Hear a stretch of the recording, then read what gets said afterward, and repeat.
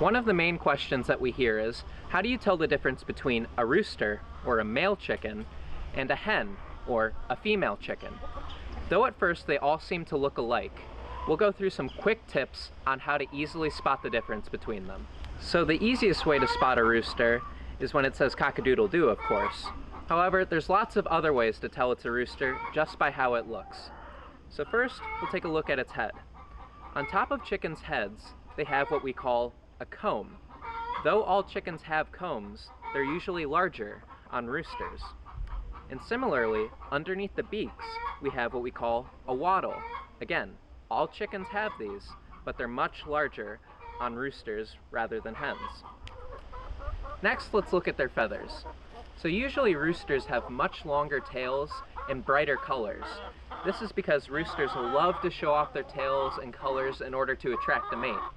Hens, on the other hand, have much duller colors so that they can blend in with their environments. So let's review. The general way to tell the difference between a rooster and a hen is that roosters usually have larger combs, larger wattles, longer tails, and brighter colors.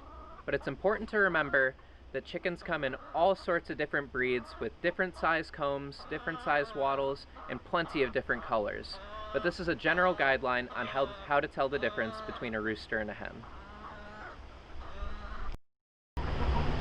Next, we're going to talk about two very closely related breeds, the Araucana and the Amaraucana. Here I have an Amaraucana chicken, but first we're going to talk about its close relative, the Araucana, which comes from the Araucanía region of Chile. Because they're one of the closest relatives to wild chickens, they have very good survival instincts and are some of the smartest chickens, which makes them one of the harder to catch too. So an Araucana and a Amaraucana can come in many different color varieties, so the best way to identify them is by their eagle-shaped heads, their fluffy cheeks or beards, and they usually have greenish feet as well.